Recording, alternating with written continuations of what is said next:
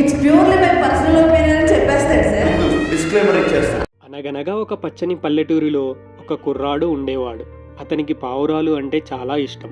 అతను తన దగ్గర ఉన్న పంజరంలో ఒక పావురాన్ని పెంచుకుంటూ ఉంటాడు.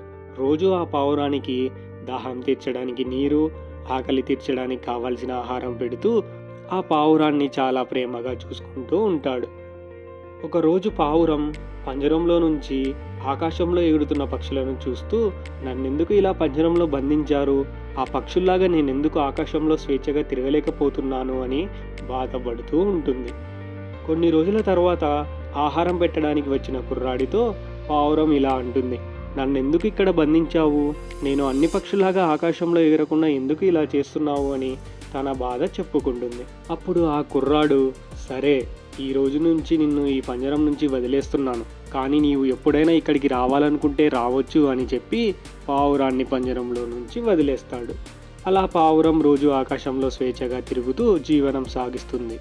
కానీ కొద్ది రోజుల తర్వాత పావురం తిరిగి తన గూటికి చేరుకునే సమయానికి తాను పెట్టిన గుడ్లు పగిలిపోయి కనిపిస్తాయి. తన గుడ్లు కాపాడుకోలేకపోయాను అనే బాధలో జీవితం గడుపుతూ ఉంటుంది.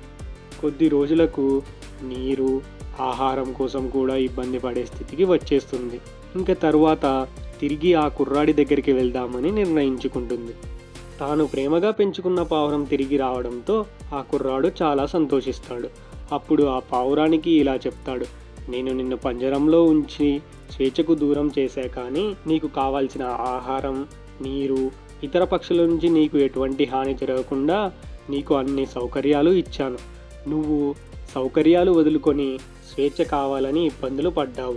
అసలు ఈ పంజరం ఉన్నది నీ స్వేచ్ఛను దూరం చేయడానికి కాదు, కష్టాలు నీ దాకా రాకుండా అడ్డుకోవడానికి అని చెప్తాడు.